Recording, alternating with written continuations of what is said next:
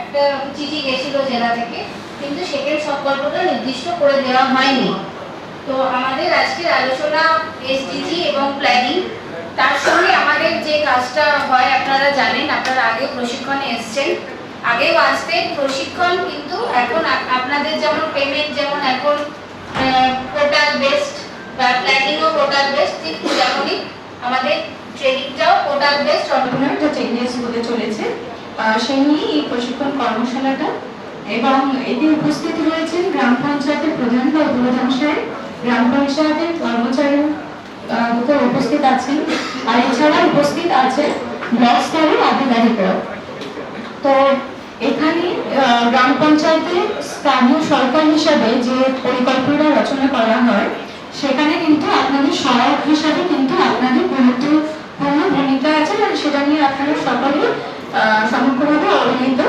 তো সেক্ষেত্রে থিম ভিত্তিক পরিকল্পনা কেন করতে হচ্ছে, সেটা হচ্ছে যে 2012 সালে একটা কনফারেন্স হয়েছিল রিও ডি জেনেরিওতে। সেখানে বলা হয়েছিল যে বিশ্বব্যাপী একটা লক্ষ্যমাত্রা ঠিক করা হয়েছিল, সেখানে ভারতবর্ষ অংশগ্রহণ করেছিল এবং সেখানে ঠিক করা হয়েছিল যে 2030 সালের মধ্যে কিন্তু এই লক্ষ্যমাত্রাগুলোকে ফুলফিল করা হবে।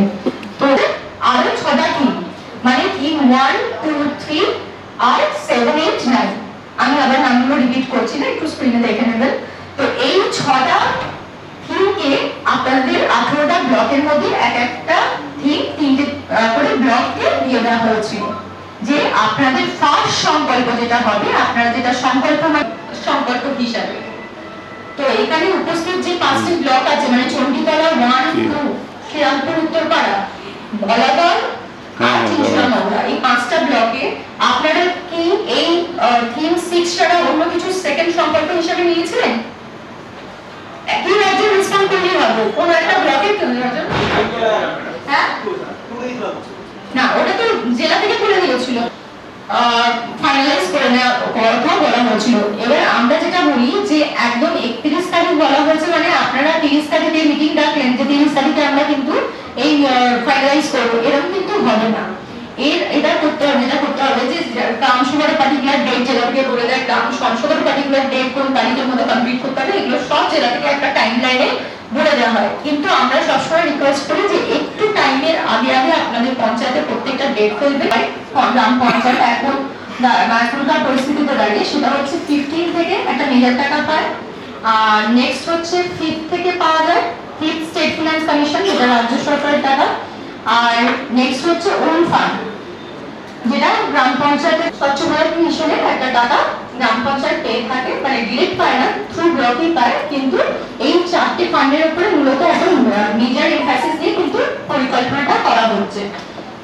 তো প্রথমেই আসে 15 ফিনান্সে। 15 ফিনান্স আপনারা জানেন যে 3টে আমাদের পঞ্চায়েতি রাজ ব্যবস্থা কিন্তু 3 টায়ার সিস্টেম, ডিস্ট্রিক্ট জেলা পঞ্চায়েত, তারপরে হচ্ছে পঞ্চায়েত সমিতি, আর তারপরে হচ্ছে গ্রাম পঞ্চায়েত।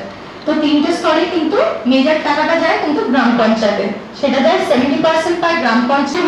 গ্রিন হাউস গড়ে তোলা, জল বিভাজিত উন্নয়ন, এবার বায়োডাইভার্সিটি ও জীব উদ্যান তৈরি ও এই সংক্রান্ত পরিকাঠামো নির্মাণ। জেনারেলি যেটা 5th থেকে কাজ হচ্ছে, 5th টায়ার থেকে, সেটা হচ্ছে মূলত সোলার রিলেটেড অনেক কাজ হচ্ছে, সেটা ড্রিঙ্কিং ওয়াটার রিলেটেড বলুন বা ইলেকট্রিসিটি জেনারেশন বলুন, পঞ্চায়েতে কিন্তু টাকা করলাম খরচ করলাম ধরেও রেখেছি, কিন্তু সেটাকে মেইনটেনেন্স হিসাবে কিন্তু টোটালে দিতে হবে। আমি বলছি এই সংক্রান্ত অর্ডার কপি আমাকে প্লিজ, ঠিক আছে অবশ্যই। এবং আপনি যেটা বললেন যে ড্রিঙ্কিং ওয়াটারের পারপাসে যে টিউবওয়েল মেটেরিয়ালস পারচেজ করা যায়, সেটা আমি পারচেজ করা যায়, কিন্তু নামটা অন্যভাবে করতে হবে না, ওটা না, গভর্নমেন্ট অর্ডার কি আছে প্লিজ সেটা সাপ্লাই করতে হবে। মানে এরকম যে টিউবওয়েল মেটেরিয়াল পারচেজ করে নেই, তবে হ্যাঁ ওই যেটা নেই সেটা কি করে করা যাবে? অ্যাডমিনিস্ট্রেটিভ, হ্যাঁ অ্যাডমিনিস্ট্রেটিভ পাবো, অ্যাডমিনিস্ট্রেটিভ আলাদা জিনিস।